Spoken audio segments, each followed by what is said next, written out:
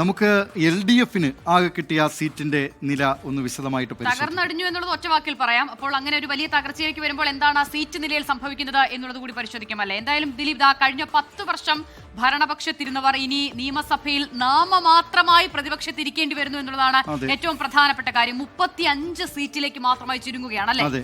100 സീറ്റിൽ നിന്ന് വലിയൊരു പതനം താഴേക്ക് വന്നിരിക്കുകയാണ് LDF-നെ സംബന്ധിച്ച്. 99 സീറ്റ് നേരത്തെ കഴിഞ്ഞ നിയമസഭാ തെരഞ്ഞെടുപ്പിൽ LDF നേടിയതാണ്. അതിൽ നിന്നാണ് ഈ പതനത്തിലേക്ക്, ഈ 35 എന്ന അക്കത്തിലേക്ക്, 3 അക്കത്തിനരികെ നിന്ന് LDF കൂപ്പുകുത്തിയിരിക്കുന്നത് ഈ 35 എന്ന സംഖ്യയിലേക്കാണ്. അത് ആകെ 35-ൽ CPI-ന് നേടാനാകുന്നത് 26 സീറ്റ് മാത്രമാണ്. 10 വർഷം അധികാരത്തിലുണ്ടായിരുന്ന ഒരു രാഷ്ട്രീയ കക്ഷിയാണ്. അതിനെ ലീഡ് ചെയ്ത CPI-ന് 26 സീറ്റ് മാത്രമാണ് നേടാനാകുന്നത്. CPI 8 സീറ്റിൽ വിജയിക്കാൻ അവർക്ക് സാധിക്കുന്നു അല്ലേ? RJDക്ക് 1 സീറ്റ്. നോക്കൂ, അതിലൊരു വളരെ പ്രധാനപ്പെട്ട ഒരു കാര്യം എന്താണെന്ന് വെച്ചാൽ LDF-ൽ നിരവധി ഘടകകക്ഷികൾ ഉണ്ടായിരുന്നു.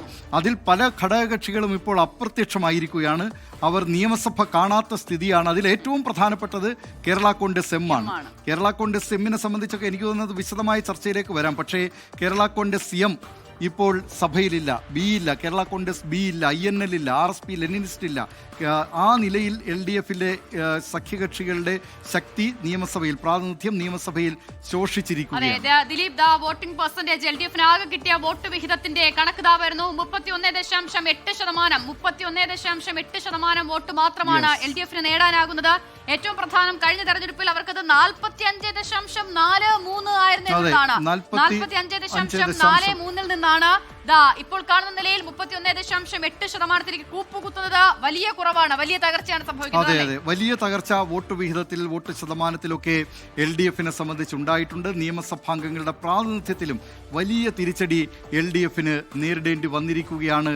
അത് എനിക്ക് തോന്നുന്നത് ഇനി വിവിധ ഘടകകക്ഷികളുടെ തന്നെ CPIM ഉൾപ്പെടെയുള്ള LDF-ലെ ഘടകകക്ഷികൾക്ക് ലഭിച്ചിട്ടുള്ള അവരുടെ വോട്ട് വിഹിതം കൂടി നമുക്കൊന്ന് നോക്കാം. അതെ, LDF-ന്റെ ആകെ 31.8%. അതിൽ CPIM, LDF-നെ ലീഡ് ചെയ്ത CPIM-ന് ലഭിച്ചിരിക്കുന്നത് 21.75% വോട്ട് മാത്രമാണ്. വലിയ കുറവ് CPIM-ന്റെ. അതായത് ദിലീപ്, നമ്മൾ ഈ പെർസെന്റേജ് കണക്ക് പരിശോധിക്കുമ്പോൾ മനസ്സിലാകുന്നത് പാർട്ടി വോട്ടുകളിൽ പോലും വിള്ളൽ വന്നിരിക്കുന്നു അല്ലെ? അടിസ്ഥാനപരമായ പാർട്ടി കോട്ടകൾ ആകെ ഉലഞ്ഞിരിക്കുകയാണ്. പാർട്ടി കോട്ടകളിൽ വിള്ളൽ വന്നു എന്ന് മാത്രമല്ല, പയ്യന്നൂരിലെ LDF V കുഞ്ഞികൃഷ്ണൻ, അവിടെ തെരഞ്ഞെടുക്കപ്പെട്ട V കുഞ്ഞികൃഷ്ണൻ, അദ്ദേഹം CPIM നേതൃത്വത്തെ വെല്ലുവിളിച്ചുകൊണ്ട് പുറത്തുപോയ ആളാണ്. അദ്ദേഹത്തിന്റെ പുസ്തകത്തിന്റെ പേര് തന്നെ നേതൃത്വത്തെ അണികൾ തിരുത്തണമെന്നാണ്. ആ നിലയിൽ നേതൃത്വത്തെ അണികൾ തിരുത്തിയിരിക്കുകയാണ് പല മണ്ഡലങ്ങളിലും, പാർട്ടി കോട്ടകളിലും. അതാണ് CPIM-ന്റെ വോട്ട് വിഹിതം 21.75% ഇടിഞ്ഞത്.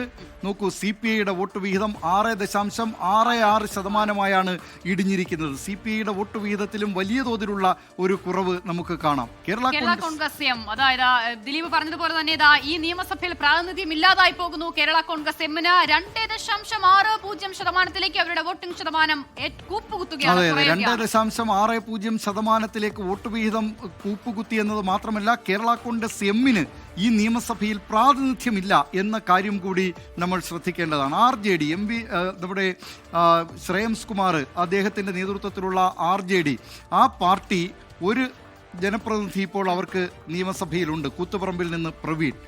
RJDക്ക് 0.83%. കൂത്തുപറമ്പിലും വലിയ ടൈറ്റ് ഫൈറ്റ് ഉണ്ടായിരുന്നു. പലയിടത്തും പല സമയങ്ങളിലൊക്കെ വലിയ മാറിമറിയലുണ്ടായിരുന്നു. പക്ഷേ സീറ്റ് അവർ സ്വന്തമാക്കുന്നുണ്ട്. മുസ്ലിം ലീഗ് രംഗത്തിറക്കിയ മറ്റൊരു വനിതാ നേതാവായിരുന്നു ജയന്തി രാജൻ.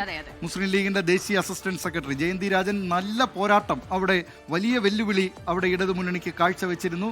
അവസാനം 1000-ൽ പരം വോട്ടുകളുടെ ഭൂരിപക്ഷത്തിൽ പ്രവീൺ ജയിക്കുകയായിരുന്നു. എന്തായാലും ദിലീപ്, LDF-ലെ എല്ലാ ഘടകകക്ഷികൾക്കും വലിയ ഇടിവ് സംഭവിക്കുന്നുണ്ടെങ്കിൽ പോലും പ്രാതിനിധ്യം ഇല്ലാതായി പോകുന്നത് കേരള കോൺഗ്രസ് M-നാണ്. മത്സരിച്ച എല്ലാ സീറ്റിലും അവർ പരാജയപ്പെടുന്നു. ഒപ്പം തന്നെ കേരള കോൺഗ്രസ് B ഗണേഷ് കുമാർ പരാജയപ്പെടുന്നു. അങ്ങനെ INL പരാജയപ്പെട്ടു, കോൺഗ്രസ്, NCP, അങ്ങനെ നിരവധി പാർട്ടികളാണ്, RSP ലെനിനിസ്റ്റ്. അങ്ങനെ ഇടതുമുന്നണിയുടെ ഭാഗത്ത് നിരവധി സഖ്യകക്ഷികൾ ഇത്തവണ നിയമസഭ കാണാൻ അവർക്ക് കഴിഞ്ഞിട്ടില്ല.